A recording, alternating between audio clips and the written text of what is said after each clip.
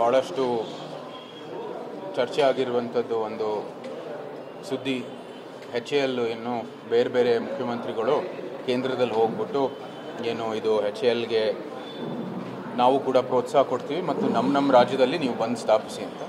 ಸತ್ಯವಾದಂದರೆ ಎಲ್ಲರಿಗೂ ಎಲ್ಲ ನಾಯಕರಿಗೂ ಕೂಡ ಒಂದು ಹಕ್ಕಿದೆ, ಹೋಗ್ಬಿಟ್ಟು ತಮ್ಮ ಕಲ್ಪನೆಗಳಿರ್ಬೋದು, ತಮ್ಮಲ್ಲಿರುವಂಥದ್ದು ಏನು ಅವಕಾಶಗಳನ್ನು ನೀವು ಹೋಗ್ಬಿಟ್ಟು ಅಲ್ಲಿ ಕೇಂದ್ರದಲ್ಲಿ ನೀವು ಕೂಡ ಪ್ರಸ್ತಾಪ ಮಾಡುವಂಥದ್ದು ಒಂದು ಅವಕಾಶ ಇದೆ. ಆದರೆ HAL ಕರ್ನಾಟಕದಲ್ಲೇ ಉದ್ಭವ ಆಗಿರ್ತಕ್ಕಂಥ ಒಂದು ಸಂಸ್ಥೆ, ಕರ್ನಾಟಕದಲ್ಲೇ ಅದರ ಅಭಿವೃದ್ಧಿ ಆಗಿದೆ ಮತ್ತು ಕರ್ನಾಟಕದ ಮೂಲಕ ಸಮಸ್ತ ಭಾರತೀಯರಿಗೆ ಮತ್ತು ಭಾರತಕ್ಕೆ ಲಾಭ ಆಗಿರುವಂಥದ್ದು ಒಂದು ಸಂಸ್ಥೆ.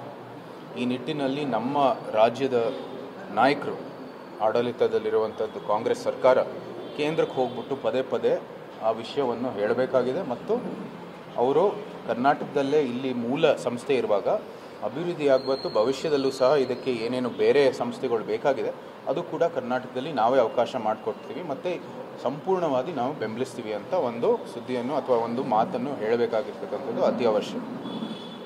ನೀತಿ ಆಯೋಗ ಅಂತ ಒಂದು ಒಳ್ಳೆಯ ಅವಕಾಶ ಇತ್ತು, ಅದರಲ್ಲೂ ಕೂಡ ಮುಖ್ಯಮಂತ್ರಿಯವರು ಭಾಗವಹಿಸಿಲ್ಲ.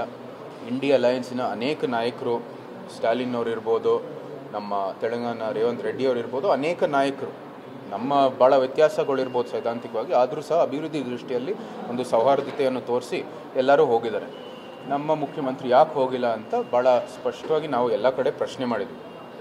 ಇದು ಒಂದೇ ಅಲ್ಲ, HAL ಕನ್ನಡಿಗರಿಂದಾನೇ ಉದ್ಭವ ಆಗಿರ್ತಕ್ಕಂಥ ಸಂಸ್ಥೆ ಆಗಿರುವಾಗ, ಕನ್ನಡಿಗರ ನಾಯಕತ್ವದಿಂದನೇ ಬೆಳೆದಿರ್ತಕ್ಕಂಥ ಸಂಸ್ಥೆ ಆಗಿರುವಾಗ ಅವರು ಕೂಡ ಆ ಒಂದು ಭಾವನೆಯೊಂದಿಗೆ ನಾವು ಮುಂದುವರಿತೀವಿ ಅಂತ ಅದರ ಸಂರಕ್ಷಣೆ ಆಗಿ ಅವರು ಮುಂದುವರಿಬೇಕಾಗಿದೆ. ಇದು ಮಾಡಿಲ್ಲದೆ ಇರೋ ಒಂದು ಸಂದರ್ಭದಲ್ಲಿ ನಮ್ಮೆಲ್ಲರಿಗೂ ಕೂಡ ನೋವನ್ನು ಉಂಟಾಗಿದೆ. HAL ಕರ್ನಾಟಕದಲ್ಲೇ ಉಳಿಸಬೇಕಾಗಿದೆ. ಬಹುಶಃ ಅದು ಬೇರೆ ಬೇರೆ ಅಭಿವೃದ್ಧಿ ಆಗುವಾಗ ಮತ್ತು ಡಿಫೆನ್ಸ್ ಅಭಿವೃದ್ಧಿ ಒಂದು ದೃಷ್ಟಿಯಲ್ಲಿ ಬೇರೆ ಕೇಂದ್ರಗಳು ಬೇಕು ಇತ್ಯಾದಿ, ಅದೆಲ್ಲನೂ ಸಹಜ. ಆದರೆ ಕರ್ನಾಟಕದಲ್ಲಿರೋ HAL ನಡೀತಾ ಇರುವಂಥದ್ದು ಪ್ರಸ್ತುತ ಚಟುವಟಿಕೆಗಳು ಇಲ್ಲೇ ಉಳಿಸ್ಬೇಕು ಅಂತ CM ಅವರು ನಾವು ಮನವಿ ಮಾಡ್ತೀವಿ. ಅದ್ರ ಜೊತೆಗೆ ಉಪಮುಖ್ಯಮಂತ್ರಿನೂ ಕೂಡ ಹೇಳಿದ್ದಾರೆ ಇದು ನೆಹರು ಅವರ ಕೊಡುಗೆ ಅಂತ. ಅದನ್ನು ಕೂಡ ನಾವು ಒಂದು ಸ್ವಲ್ಪ ಸ್ಪಷ್ಟೀಕರಣ ಕೊಡಬೇಕಾಗಿದೆ. 1940ರಲ್ಲಿ ವಾಲ್ಚಂದ್ ಅವರು ಅನೇಕ ಮಹಾರಾಜರಿಗೆ ಹೋಗಿದ್ರು ಇದೊಂದು ಪ್ರಸ್ತಾಪ ಮಾಡ್ತಾ, ಇಂಥ ಒಂದು ಏರ್ಕ್ರಾಫ್ಟು ಉತ್ಪಾದನೆಗಾಗಿ ಒಂದು ಸಂಸ್ಥೆ ಬೇಕಾಗಿದೆ ಅಂತ.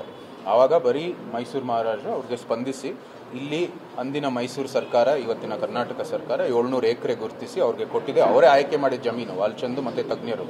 ನಂತರ ಅದರ ಒಂದು ಇನಿಷಿಯಲ್ ಇನ್ವೆಸ್ಟ್ಮೆಂಟು ಸಹ ನಮ್ಮ ಮೈಸೂರು ಗೌರ್ಮೆಂಟಿಂದಾನೇ ಬಂದು ಮೈಸೂರು ಮಹಾರಾಜರು ಯಾವುದೇ ಕಾರಣಕ್ಕೂ ನಮ್ಮ ಶೇರು ಅದನ್ನ ಬಿಡಲೇಬಾರ್ದು ಅಂತ ಇಂಡಿಪೆಂಡೆನ್ಸ್ವರೆಗೂ ನಮ್ಮದೇ ಶೇರ್ ಇಟ್ಕೊಂಡು ಮೈಸೂರಿಂದ ಅಭಿವೃದ್ಧಿ ಮಾಡ್ತೀವಿ.